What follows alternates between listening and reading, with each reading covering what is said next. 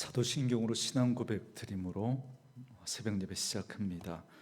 전능하사 천지를 만드신 하나님 아버지를 내가 믿사오며 그 외아들 우리 주 예수 그리스도를 믿사오니 이는 성령으로 잉태하사 동정녀 마리아에게 나시고 본디오 빌라도에게 고난을 받으사 십자가에 못 박혀 죽으시고 장사한 지 사흘 만에 죽은 자 가운데서 다시 살아나시며 하늘에 오르사 전능하신 하나님 우편에 앉아 계시다가 저리로서 산자와 죽은 자를 심판하러 오시리라.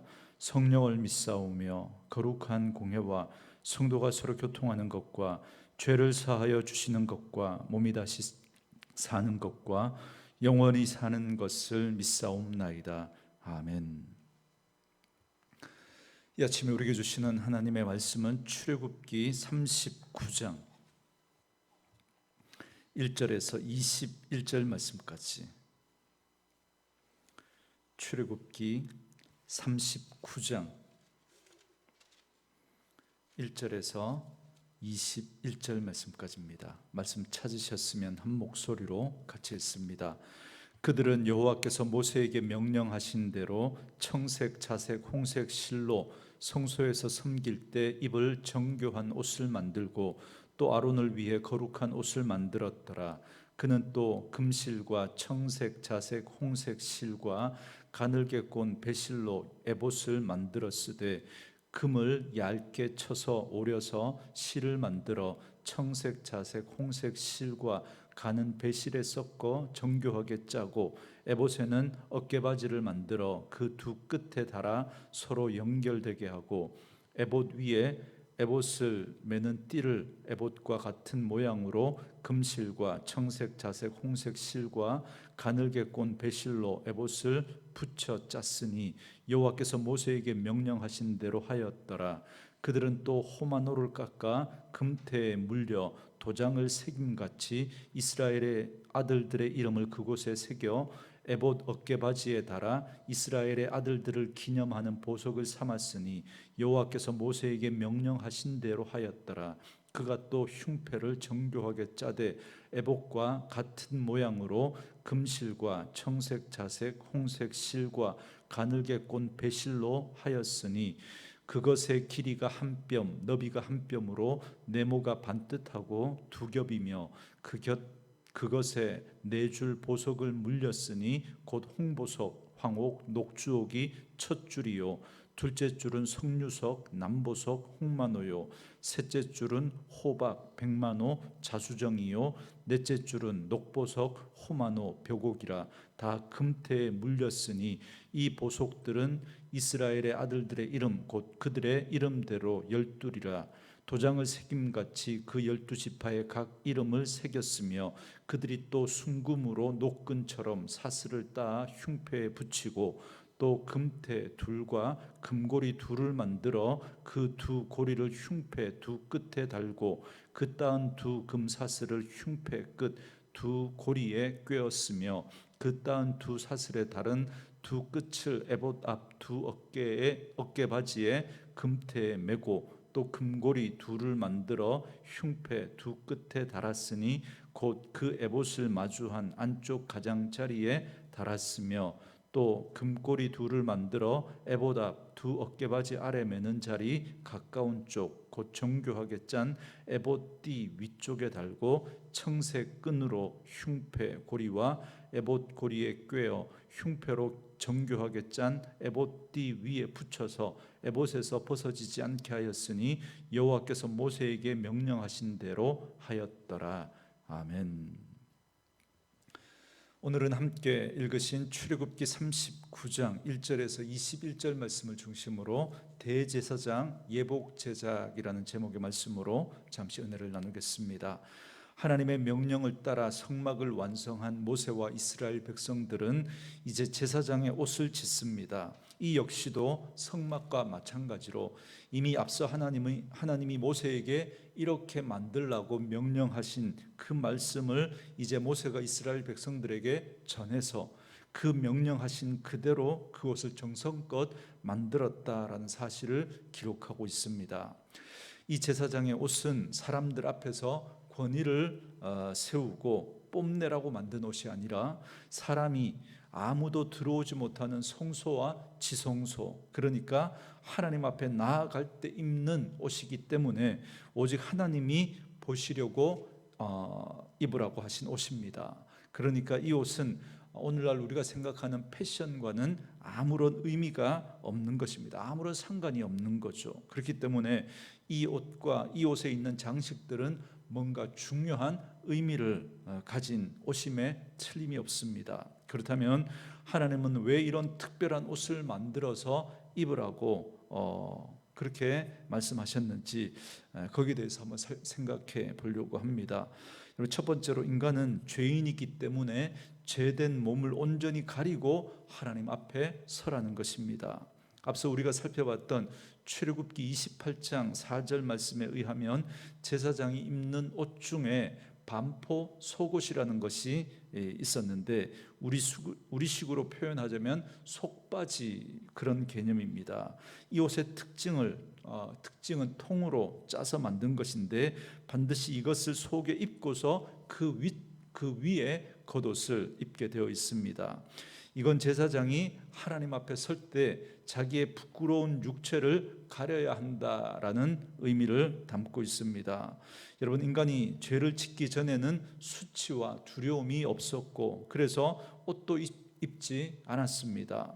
그런데 인간이 죄를 짓고 난 이후에 수치심을 느끼게 되었고 그리고 하나님을 두려워해서 무화과 나무 잎으로 치마를 만들어 입지 않았습니까? 그러나 하나님은 범죄한 인간을 불쌍히 여기시고 그들에게 가죽옷을 지어 입혀서 그 수치를 가려주셨다라고 성경은 말씀해 주고 있습니다. 그러니까 옷은 원래 수치를 가리는 수단이었다라는 걸 알 수 있습니다.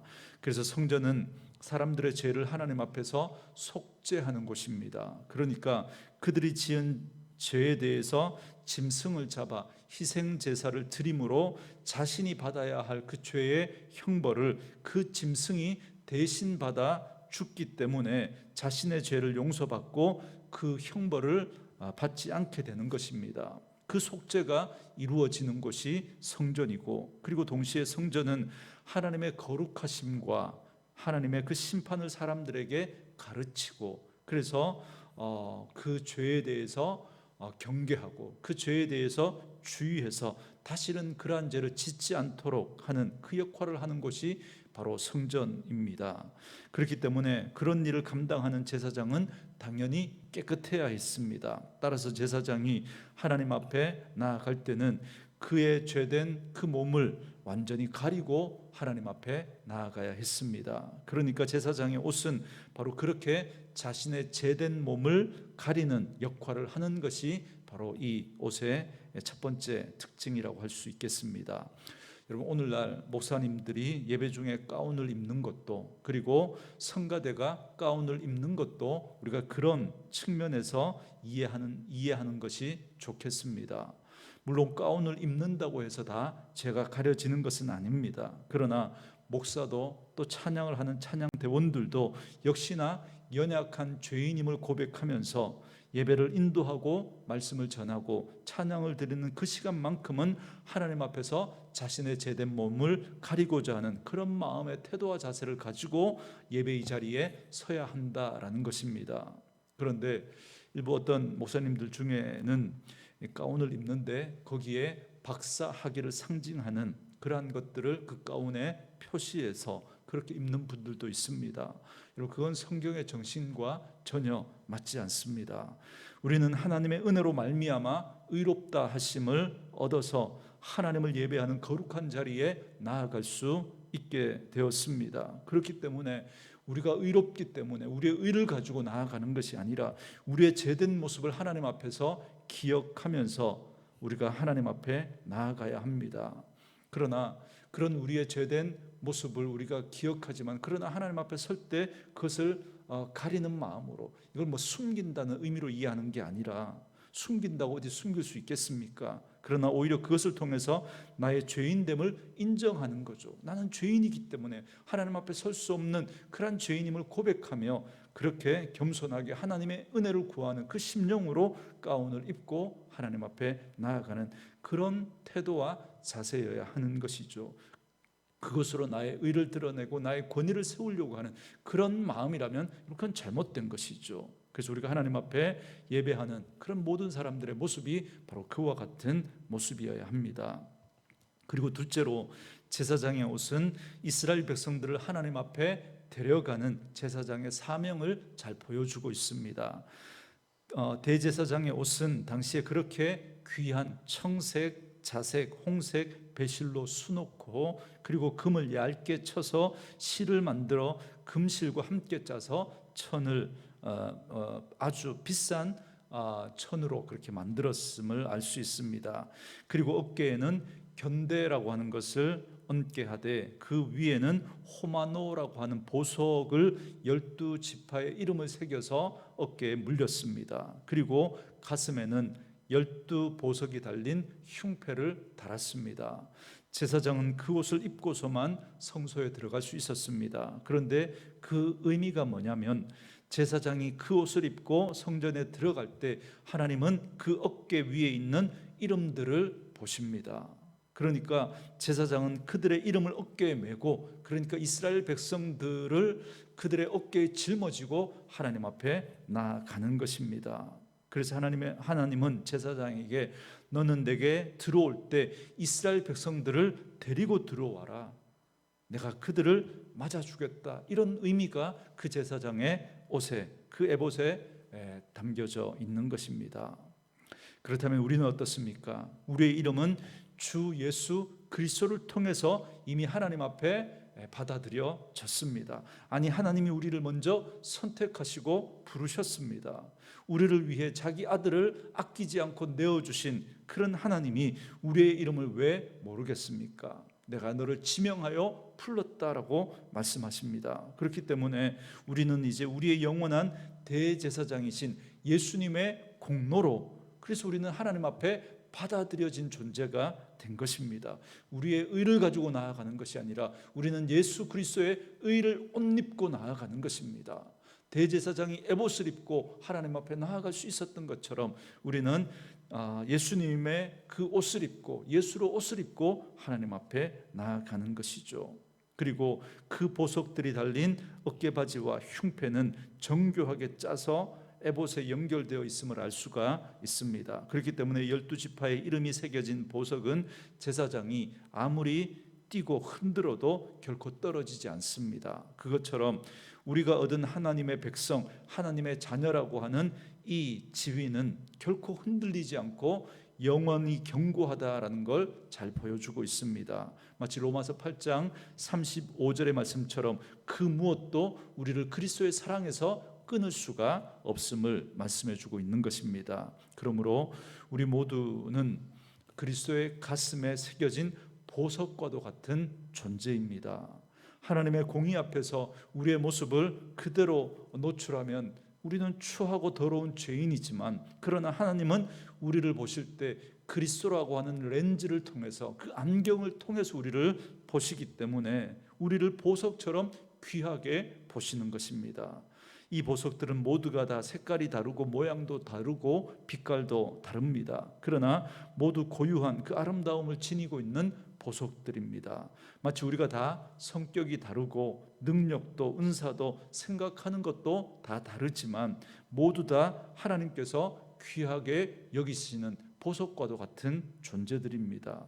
하나님은 예수님의 그 보혈의 공로로 구원받은 성도들을 그렇게 보석처럼 귀하게 보시고 귀하게 여기시는 것입니다. 그러므로 제사장의 옷은 우리를 그리스도의 보혈로 받아주시고 우리를 보석처럼 귀하게 여겨주신다라는 그 사실을 보여주고 있는 것입니다.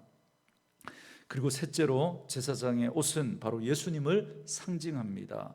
제사장이 하는 가장 고유한 일은 백성들의 죄를 위해서 자기 손에 피를 묻히며 짐승을 잡아서 제사를 드리는 것입니다. 그 피를 들고 지성소에 들어가서 백성들의 죄를 사해달라고 하나님께 그 피를 바칠 때 자신의 생명을 걸고 그 일을 하는 사람이 바로 대제사장입니다. 그리고 성소에서 날마다 기도를 상징하는 향을 피우는 사람이 또 제사장이었죠. 그러나 제사장 역시도 죄인인데 그가 짐승을 잡아서 남의 피인 그 짐승의 피를 바친다고 해서 과연 죄인의 죄가 완전하게 사해질 수 있겠습니까? 여러분, 이건 하나의 상징인 거죠. 구약은 여러분 하나의 그림자입니다. 장차 이처럼 당신의 생명을 제물로 바쳐서 사람들의 죄를 사하실 진짜 제사장이 오실 것을 바로 이 제사장의 그 역할을 통해서 성경은 우리에게 상징적으로 그 예수님을 보여주고 있는 것입니다. 그래서 구약에는 이 상징인 제사와 함께 진짜 제사장이 오신 것이라고 하는 그 예언이 성경에 가득 차 있습니다. 그 예언의 주인공이 바로 예수님인 것이죠. 그래서 주님은 이 세상에 속한 분이 아니라 하늘에 속한 분이다라는 걸 암시하기 위해서 제사장의 옷은 청색 실로 술을 놓았고, 또한 주님은 우리의 구원을 위해서 피 흘리신 분이다라는 걸 상징적으로 보여주기 위해서 피의 색깔인 홍색 실로 또 술을 놓았습니다. 그리고 주님은 비록 죄를 짊어지고 죽으셨지만 본래 죄가 없으신 하나님이심을 암시하기 위해서 제사장의 옷은 하얀 세마포 바탕으로 했습니다. 그리고 예수님은 인간의 몸을 입고 죄인의 자리까지 낮아져서 십자가에서 비참하게 죽으셨지만, 그러나 예수님은 하나님이셨기 때문에 그분의 영광을 묘사하기 위해서 금실로 또 공교하게 짰습니다. 그리고 예수님은 평강의 왕이요 영원히 왕 중의 왕이시기 때문에 왕의 색깔인 자색 실로 또 제사장의 옷을 수놓게 했습니다. 이처럼 대제사장은 예수 그리스도의 모형입니다. 그래서 히브리서 3장 1절 말씀에는 그러므로 함께 하늘에 부르심을 받은 거룩한 형제들아 우리가 믿는 도리의 사도이시며 대제사장이신 예수를 깊이 생각하라라고 말씀하고 있습니다. 그래서 구약의 그 대제사장이 입는 그 옷도 결국은 예수 그리스도를 상징적으로 보여주고 있는 것입니다. 뿐만 아니라 영원한 대제사장으로 우리를 구원하신 예수님은 이제 우리를 왕같은 제사장으로 삼으셔서 우리 주변에 있는 사람들을 하나님과 연결하는 그 다리를 놓는 사람들로 하나님은 우리를 세우셨습니다. 그래서 베드로전서 2장 9절 말씀에 오직 너희는 택하신 족속이요 왕같은 제사장이다 라고 말씀하셨습니다. 여러분, 이건 우리를 주님의 아름다운 덕을 선포하도록 하기 위함입니다. 그래서 우리를 통해서 주님의 아름다운 덕을 선포해서 예수님이 얼마나 좋으신 분인지를 그들이 느끼게 하고 깨닫게 하고, 그래서 그 예수 그리스도를 믿고 하나님 앞에 나아갈 수 있도록 하나님과 다리를 놓는 그 역할을 하나님께서는 우리로 감당하게 하시는 겁니다. 그러므로 예수님 이후의 모든 성도는 제사장적인 위치에 있다는 사실을 알아야 합니다. 그래서 신약 시대의 모든 성도들은 이제 각자 직접 하나님께 나아가서 예배를 드릴 수 있습니다. 하나님의 영광에 참여하고 그리고 이웃을 위한 제사장처럼 섬기는 삶을 살아갈 수 있게 되었습니다. 제사장의 옷은 바로 이것을 우리에게 말씀해 주고 있는 것입니다. 그러므로 오늘 이 제사장의 옷에 담긴 그 의미를 우리가 다시 한번 기억하실 수 있기를 바랍니다. 제사장의 옷은 우리를 그리스도로 옷 입게 하심으로 우리의 모든 허물을 가려주셨고, 그리고 우리를 보배롭게 여기시면서 하나님 앞에 나아갈 수 있는 길을 열어주셨습니다. 이제 영원한 대제사장이신 예수님을 따르는 모든 자들에게 제사장의 직분을 주셔서 주의 아름다운 덕을 선포하게 하셨다라는 사실을 보여주고 있습니다. 그러므로 이제 우리 모두는 다 하나님의 거룩한 제사장이다라는 사실을 기억하시면서 하나님의 은혜의 보좌 앞에 담대히 나아가 세상에 하나님을 드러내고 그들을 하나님께로 인도하는 다리를 놓는 역할과 사명을 잘 감당하는 그런 저와 여러분 되어줄 수 있기를 주님의 이름으로 축원합니다. 오늘 주신 말씀을 묵상하면서 이 찬양 함께 들으시고 기도하는 시간 갖겠습니다.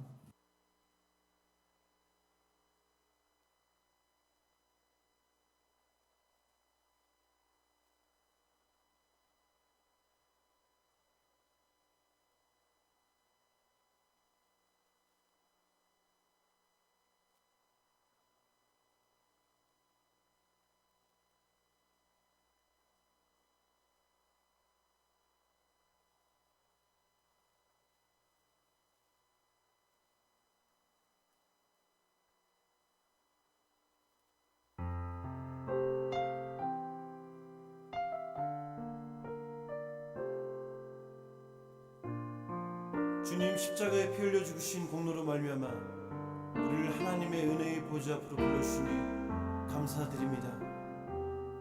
오늘 우리가 믿음으로 한 걸음 한 걸음 내딛는 발걸음을 통해서 하나님을 알게 해주시고 그 사랑으로 우리를 이끌어 주시옵소서.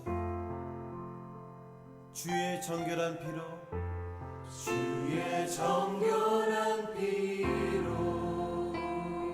우리를 씻으셨으니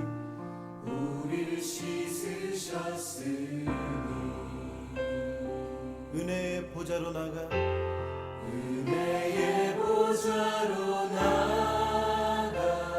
함께 경배하세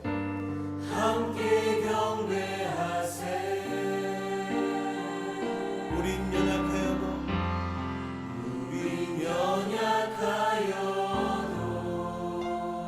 주는 완전하시니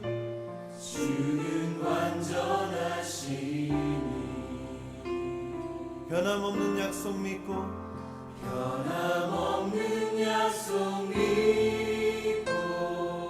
담대히 나가세 주님 앞에